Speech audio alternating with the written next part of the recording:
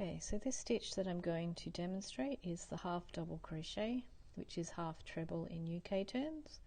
So to do this stitch, you yarn over to begin with, then you insert your hook into the space or stitch indicated, then yarn over again and pull that through where you put the hook, and you've got 3 loops on your hook. Then you yarn over again and pull through all 3 of those loops, and you've got your stitch. So yarn over, insert, yarn over, pull up a loop, yarn over, pull through 3. Once more, yarn over, insert your hook, yarn over, pull up that loop, yarn over, pull through 3. We've got half double crochet.